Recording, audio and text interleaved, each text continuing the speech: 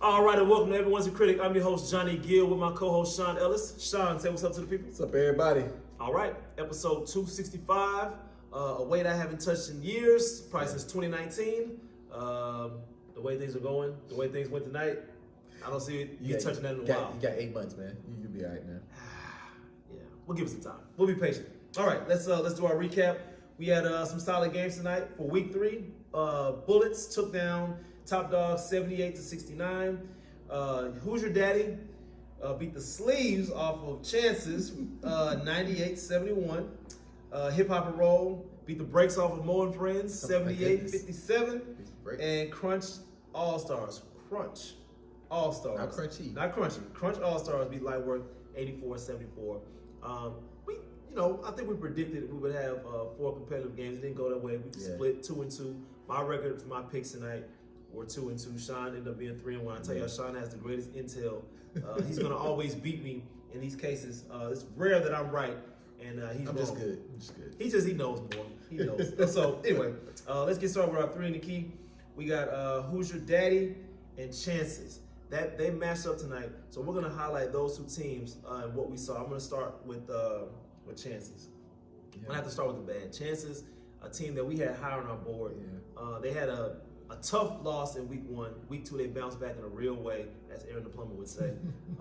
Winning by 19, and then tonight the script was completely flipped, and they got dominated. I'm not ready to panic. I'm not ready to pull the panic alarm with Chancez yet. It was just a really bad shooting night.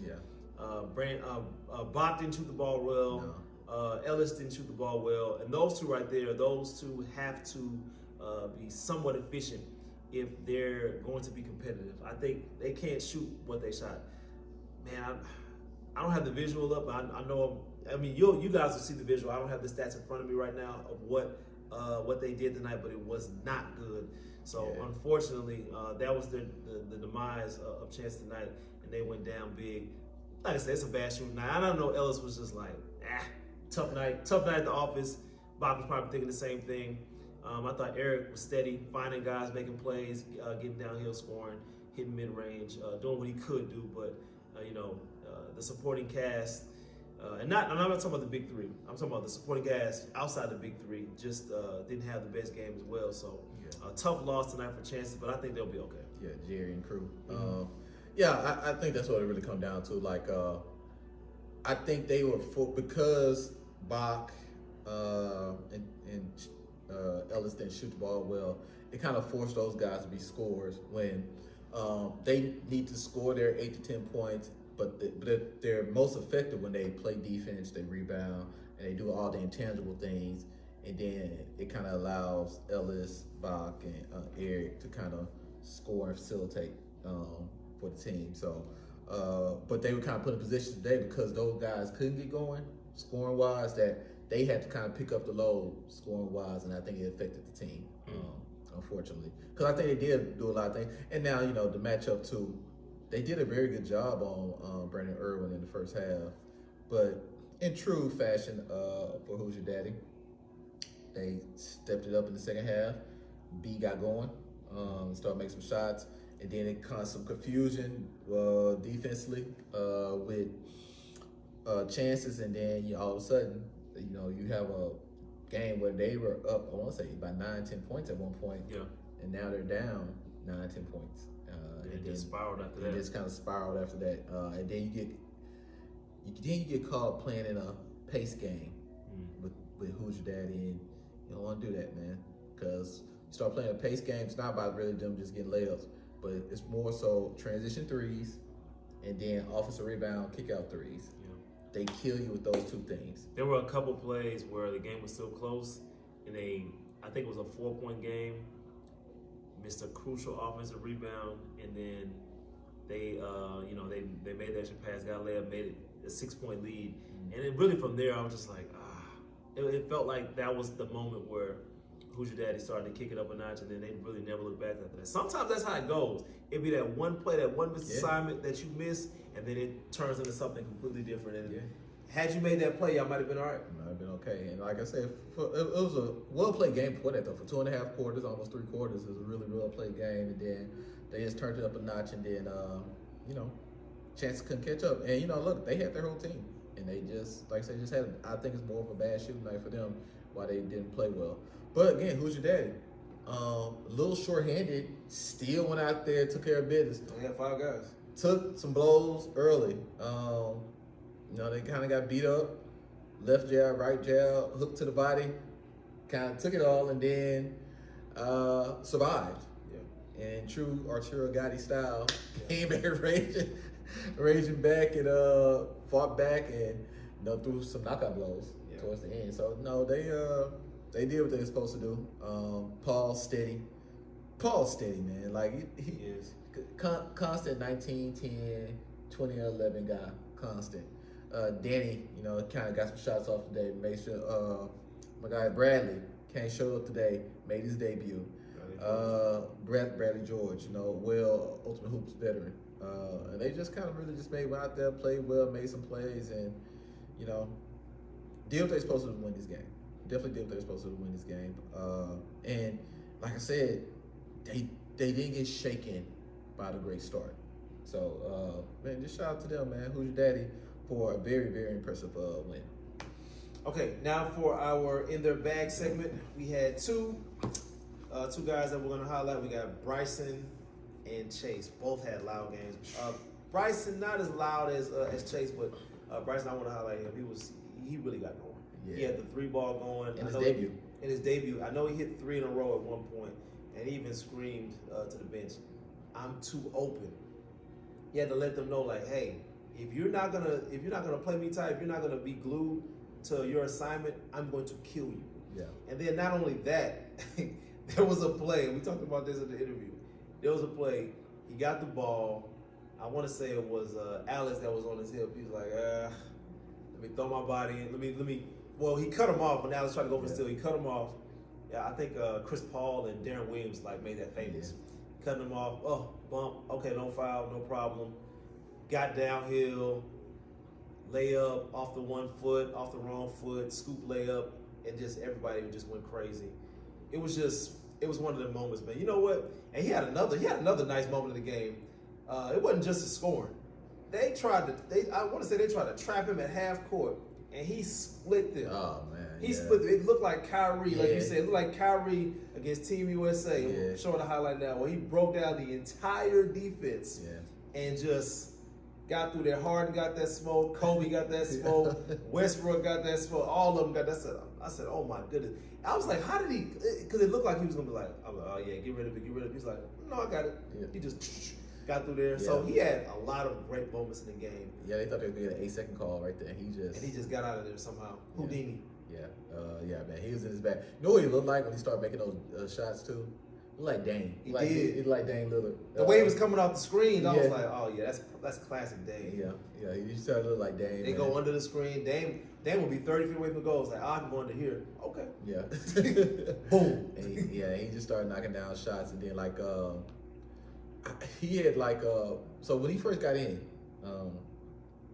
it was his first time getting in. And I'm sitting there looking at Elijah and I think Virgil, and I say he comes in, he immediately turns the ball over. Was it on a pass or a dribble? I think it was on a dribble. Oh. Turns it over, I think. I think it was a dribble with an attempted pass, with an attempted left-hand pass. He lost the ball, turned it over. And I'm just like, oh man, you starting off a little rough with a turnover. Then he just he didn't make another mistake. Yeah, he just went up after that. Yeah. It's just like, oh, okay, this how they over playing. Okay, well, let me turn up a little bit. Kind of like my player. Yeah, you go from a C to a C minus. Yeah, finish the game with A plus. Yeah, he just said he had to go ahead and turn up. Yeah, exactly. That's how it exactly was. So, no, man, he had a very loud, outstanding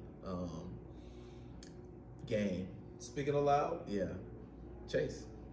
Man, was that the third or the fourth quarter? Both. He started at the end of the third. It started at the end of the third, man. He's making, so he got, and this might be the maturation of Chase, I'm hoping. Yeah. And I just talked to Ricardo and crew about this. He gets a little flustered sometimes when he doesn't feel like he's getting his way as far as the how the game's being called. Yeah.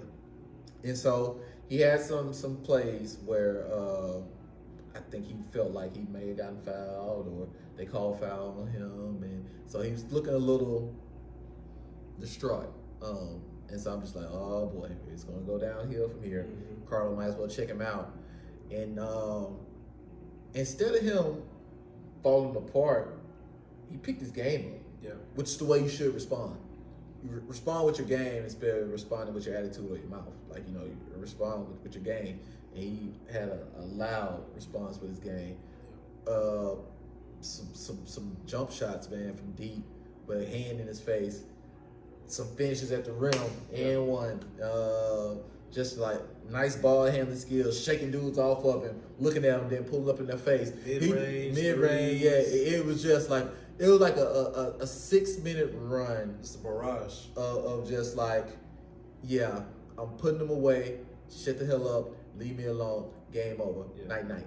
It basically, and to more friends' credit, they didn't seem distraught by it. They kept playing. Yeah. They kept playing, and they kept playing. Ugly, though. But it was getting ugly. Well, I was just like, yeah, they can't do nothing with this dude, man. It was getting bad. And he was telling them too, like, they can't guard me. Yeah, it was getting real bad. So, Chase in his bag today, him and BJ, like you said, were awesome. You know what I'm saying? In their moments. And think about it, it's not even the whole 44-minute game. Yeah. But their spots were killers. It was so loud. Yeah, their spots. Because we was thinking like, oh, who was in their bag tonight? Who killed tonight? Then we remember we broke down each game. We said, oh yeah, it was like, okay, yeah, those two guys, for sure. They had the loudest moments. Easy. Yeah. Okay, now for sorry not sorry.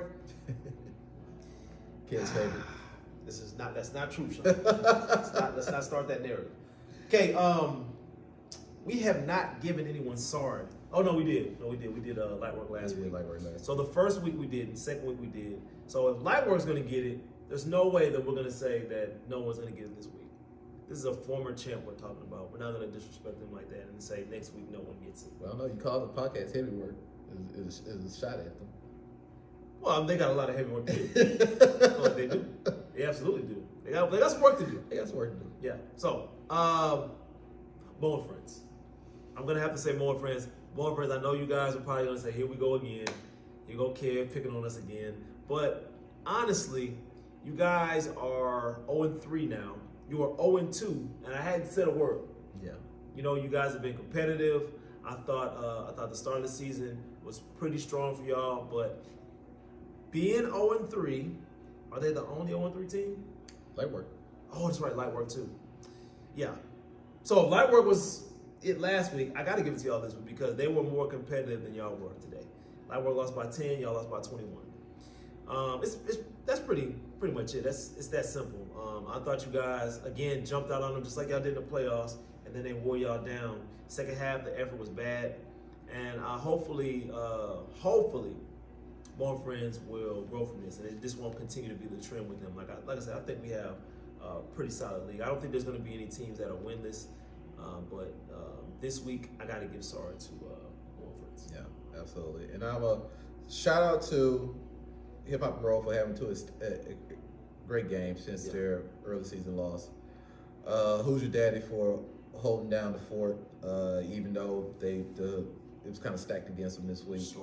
Short-handed. Bullets pulled off a great win against a very good team. And, you know, the team that they beat, the reason why I'm saying that, I'm going to go Top Dawgz as not sorry because they were missing a key piece today, and being missing that key piece, they led a nice portion of the game today. I saw Johnny. Johnny played out of his mind today. I mean, realistically, Johnny should have probably been in his bag section too, because he was playing out of his mind today. He looked reminiscent of We Run It Johnny, the Johnny that has been an MVP candidate in the past. He's won before. Yeah, yes, right. He did win before. He won. Yeah, and so that's what he looked like today. And I say if he looks like that with that missing piece they had today and Drake to go along with Rashawn, who's been an MVP candidate as well, I mean, you know, the sky's the limit for that team. Yeah. But they look really, really good today. And now, with that being said, they're 1-2. I'm giving them a break this year for being not sorry this week. But if they don't win their next couple games, though, they could be on the other side of this and be sorry. Yeah. Because I'm giving you credit for looking good in a loss. Yeah. And I don't do that often. No. But I would definitely say I was impressed by some of the things they were able to do today. And like I say, Eddie McKissick's on the team, and he had a hammy pull today. Mm-hmm. So they're kind of getting the injury bug right now. Been there. And so they kind of got, so if they can kind of get over this little injury bug that they have, they can definitely be a threat going forward. But we shall see. Okay. Now, time for our predictions. Shuan was 3-1 today. I was 2-2. So this is our Who You Wit segment. Hopefully, we're either better or I win. One of the two. Right. Yeah. No, hopefully I'm better. Forget that. Shuan was 3-1. It's my turn. Yeah, it's 3-1 this week. Okay. So here we go. Bullets versus Who's Your Daddy. That's a nice matchup. Yeah, it is, man. It's a very good matchup. I think I picked against the Bullets, and I was wrong. He was wrong. No, actually, you picked them this week. No, I picked Top Dawgz. We both did. We both picked Top Dog. Yeah. Okay. Yeah. So they called us out for it. They did. They called us out. I'm gonna go Bullets this week. So Who's Your Daddy? Unfortunately, I'm picking against y'all again for the second week in a row. I'm gonna go Bullets because I think they're a little bit deeper than Who's Your Daddy. I think they're gonna wear them down, but that comes with a caveat. They have to play a good game plan against Who's Your Daddy because again, you gotta account for those guys on that team. I'm not gonna give y'all a game plan. That's your own research. You gotta do your own film study, but you have to account for everybody on the team. You gotta be smart. So I'm gonna go Bullets for this one. I'm gonna say they win. Be high scoring. I say 95-93. And Who's Your Daddy? Don't they? It's gonna be key. If they have those big guys, they have Big Zach there. I think that'll be the difference. Because Sweat having to deal with a 7-footer is Rather deal with him or Paul. A Paul. One of the two. Yeah. Big poison there. I think it's one thing to deal with one of them, but when you have to deal with both of them, I think it becomes very challenging for a Bullets team if the Bullets don't shoot well. Because I think, here's the thing, the Bullets can match them in playing that pace game, but they don't want to play that pace game long term with them. Maybe in spurts. In spurts, they can do it, but I don't think they want to play that game long term with them. So it's gonna be a very interesting game, man. You say Who's Your Daddy? No, I said Bullets. Bullets. 95-93. I'm going Bullets as well, man. I'm going Bullets here. 88-84. Okay. All right, Crunch All-Stars versus Top Dawgz. Man, Top Dawgz, that'd be tough for them to go down 1-3, but Crunch All-Stars, they are a force. And these are two different styles. You got a team that's iso-centric, and versus a team that shares the ball and plays at a high level. I think Crunch All-Stars actually handles them this week. I'm going to say they win 85-75. And they're going to come back to make it respectable. I think they're going to be up on them pretty big. Man. I guess I can't disagree with you on this one. Crunch just looks, there's just a lot to deal with right now, man. I'm just even, they're 10 deep. They play them 10 guys. And they play all 10 guys. And they play 10 guys and don't lose anything either. Like when, you put your bench in sometimes, you lose a little bit. They don't lose anything. And when they put their bench in, those guys just know how to play with each other, man. So. No Diddy. No Diddy. I'm gonna go Crunch as well. But I do think Top Dawgz will show up though. But I'm gonna Crunch 86-80. Okay. Light Work versus Hip Hop and Roll. Finals rematch. Ring night. Yeah. I like Hip Hop and Roll, I do, but I think Light Work's gonna take them down.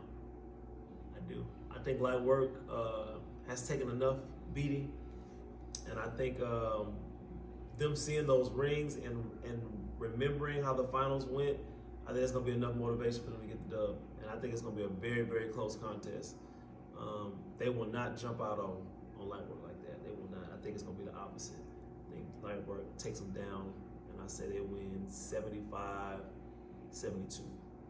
We have not had very successful ring night games for the champion, except in their ring. So I almost kind of agree with you, but I'm going on a limb here and say that I think Hip Hop Roll knows history is going against them, and they'll be prepared. I think it's going to be a lower scoring affair. I'm going to say 75-73. Oh, very close. Hip Hop. I got 75-72. Oh, okay. Very close. Yeah. So we're on the same page, Same just page. different teams. Okay, last one. Chancez versus Mo and Friends. Damn, Mo and Friends, I don't want to do y'all like this. But I think Chancez, I don't think they're going to shoot that bad again. Yeah. I think Ellis and Bach probably be hot after mad and hot. Yeah. After that last performance. After bad shooting night. Yeah, I think I think Mo and Friends will score the ball well, but I got Chances going over 100 again. I'm gonna say they win 100-91. With their bigs, I think Mo and Friends definitely cause some problems because Eric's sometimes the only guy in there who can He's a rim protector. be a rim protector. Those little guys they have rebound, man. They do. For chances. They'll get in there and they're scrappy. I don't want to call them little guys, but those smaller in height guys. So I actually like Mo and Friends a lot in this game. You don't want to mess up your record? Yeah, I don't want to mess with my record. So I'm gonna go with Chances here.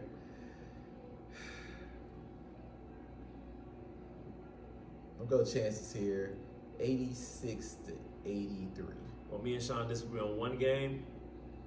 Either one of us gonna do really good, or one of us gonna do really bad.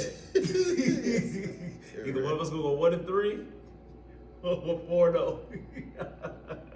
No, wait, 1-3, or 3-1, or 4-0 and 0-4. So if it's one or the other. It can't be both. Yeah, man. Because we pick completely different. Yeah, we usually do. And like I said, and think about some of your picks. I actually kind of was thinking about. I kind of want to go there, but then I thought about it. I was like, nah.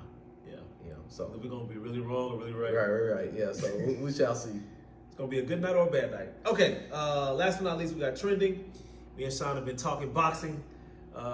So we're gonna go right back down that road. Canelo versus Crawford is official. It is official. Finally. September the 12th. September 12th. It's a great night. Mexican Independence Day. Mexican Independence Day. Crawford is my guy. He's been my guy forever. I got to roll with Crawford if that fight if it goes through. If nothing happens, no injuries, no snags, no contracts issues, anything like that. If that fight happens, I got Crawford winning, and I say he takes him out round 9. I'm gonna say TKO. Wow. TKO because listen. I have a different of opinion. There's a lot of Canelo fanboys out there who just believe, Canelo. But I'm like, if you really look at Canelo and what he's done, not to disrespect his legacy completely, but he hasn't beaten anybody that's super elite. He's beat a lot of good boxers, but he hasn't beaten any elite boxers. Beat Triple G, but I think Triple G actually beat him. Yeah, it's okay. So there you go. The one that he won, and I don't know if Triple G's elite. I think he's really, really good. I think at his peak he was elite. When I say elite, I mean you got I think Pacquiao is elite. I think Floyd Mayweather's elite. I think Tank is elite. I think I can't say Shakur Stevenson, not yet. I can't say he's elite yet. Andre Ward. Yeah. You know what I'm saying? Like all-time greats. Canelo is an all-time great, but the times that he's fought really, really, really elite boxers, he's lost. He fought that champion, Bivol, lost. Floyd, lost. Yeah. You know what I'm saying? Those are the two guys, the best guys that he's fought, and he's lost. Triple G, hell. You know. Triple G. But let's be honest, he lost. He lost one of those. Yeah. Now, I think Crawford. I think he lost first. To be honest, but you know, you can say draw, fine, whatever. Yeah. But Crawford, I'm not saying Crawford has been tested. Gamboa, who also was my guy, testing him. But Crawford, man, he's on a different level, man. It's levels to this. I see this going just similar to how it did with Floyd Mayweather, except he's gonna get knocked out this time because Crawford's stronger than Floyd Mayweather. Yeah. Crawford be hurting boys, so I don't know, man. Like, I know the weight difference does matter. Crawford's going up in weight, but Crawford is strong, man. That dude is strong. So I got Crawford winning in TKO in the 9th round. Canelo's never been knocked out. Too damn bad. So, I mean, you think he got a smaller guy knocking him out, though? I do. Crawford different, man. I'm telling y'all. Canelo's never been knocked down. Because look at Spence. Spence ain't never been knocked out until he fought Crawford. True. But Spence is a lot smaller than Canelo is. But he didn't just knock him down once. He didn't. He knocked him down like 4 times. But he's damn, I'm actually a big fan of Terrence Crawford. Me too.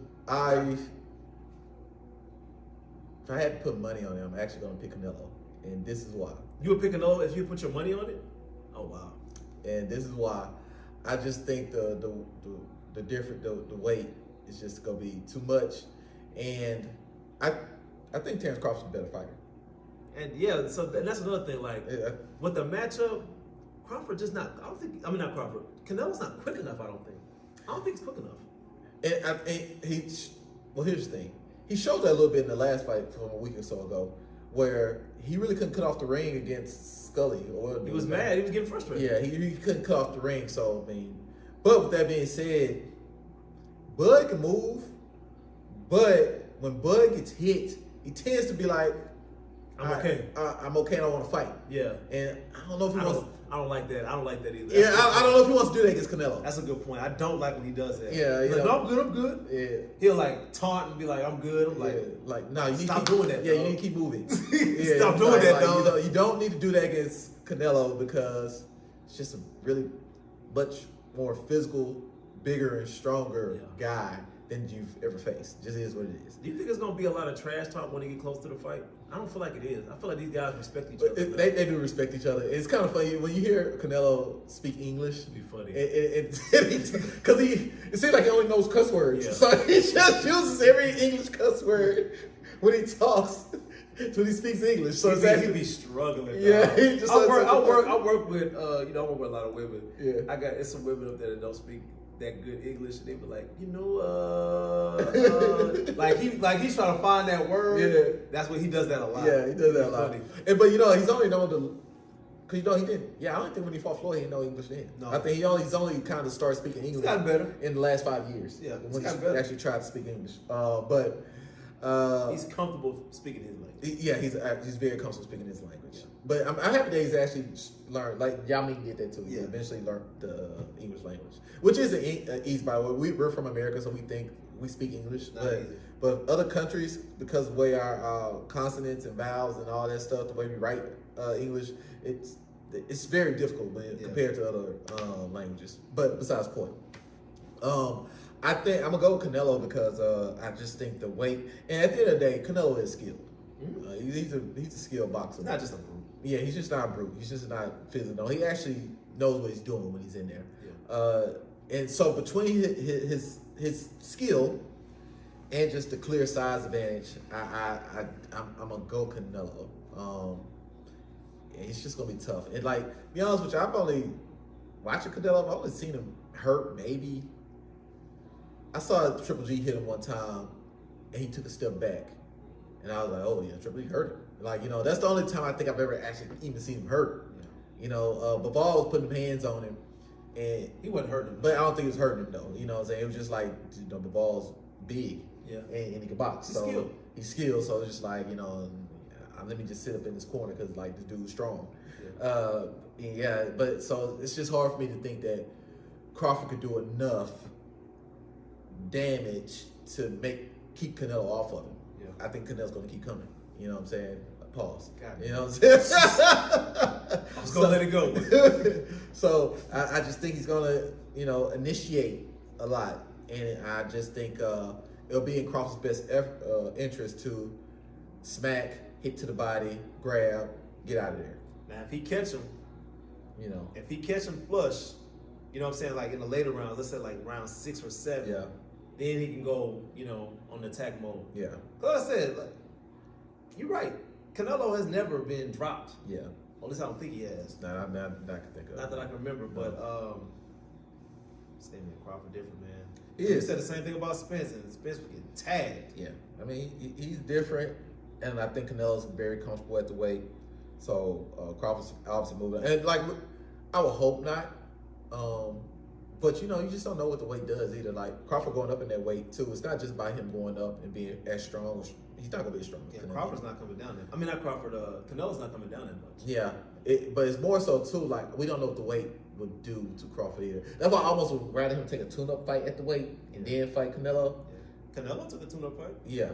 I just rather him take a tune-up fight because in the sense of so Crawford can know like, oh, this is what the weight feel like on me. Yeah. Because I don't want him to get out there and all of a sudden look, damn, why he look slow? Yeah. You know what I'm saying? This is a huge test. Your first time fighting at 168 is gonna be against Canelo. Yeah, right. It's insane. It's insane. Only he's crazy enough to do. But he's crazy enough to, and he's daring himself to be great. To be great, yeah. And so I guess you can't be mad at that. Respect it. You gotta respect it. I mean, Canelo could even say he did that against Bivol. He went up to 175 to fight a guy. Beat up. And he got beat up, so you know what I'm saying? But, he was forcing, he's pushing himself to be great. So I get it. You have your anomalies. Yeah. I think Roy Jones won the fight. Was it Ruiz? Yeah, John Ruiz, yeah. They won by unanimous decision? Yeah. So, I mean, you have your, and don't get me wrong, Roy Jones is Roy Jones, but I think the heavyweight champs at the time were Ruiz, Lennox Lewis, and maybe Holyfield. Yeah. Why you didn't fight Holyfield and Lennox Lewis? you knew who to fight. Yeah. Like, Don't get his ass whooped. He knew better. Especially Lennox Lewis. Especially Lennox Lewis just been way too big for him. He's just been way too big for him. So he probably should have fought Holyfield, but yeah, hey, it is what it is. That would have been tough. But that would have been tough too, though, because he's obviously bigger too. Yeah, and he has an incredible chin. Like you can't just knock him. Yeah, down. right. Yeah, like that's what I'm saying. So Roy knew what he was doing by fighting Ruiz, But so shout out to Rush for being here because that still was great. But you knew who you were fighting. Like you picked the right guy.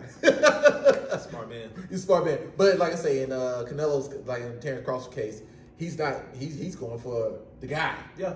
So and I think that payday is insane. It's like something like $200 million a piece. So Jesus Christ. They must be fighting over in and they read about that. Yeah. I think it's the guy. They have to say they can't be fighting. They must be going to Saudi Arabia going to get that air money. I seen a guy that was standing there. I think it's called Ryder or whatever. Yeah. He was standing there in between them when they were. Oh, okay. Well, yeah, that makes sense. Like, oh yeah. Well, okay. They got that kind of money. I ain't mad. Look, well, the chance is worth it. Hey. Unless he was gonna go in there and die, the chance is worth it. You're skilled enough to keep from dying. Yeah. So generational wealth. Hey, I ain't mad at you. I ain't mad at you. Okay, episode 265 in the books. We got another week, and you said week 5 as well of some more great matchups. Yeah, week 4 week 4 and 5 gonna be great matchups. So we got the next 2 weeks. These are playoff weeks coming up actually, because like a lot of this will kind of dictate where guys stand, and a lot of these teams are gonna have a lot of the same records. Yeah, and so these are probably gonna be tiebreaker games that we'll be playing the next 2 weeks. Now, we got our mid-season grades coming up as well. Yeah. So that will be probably a portion that we can talk about for maybe 3 in the Key. Yeah. I like that. All right. Episode 265 live from Cypress. I'm Johnny Gill. Sean Ellis. We're out of here.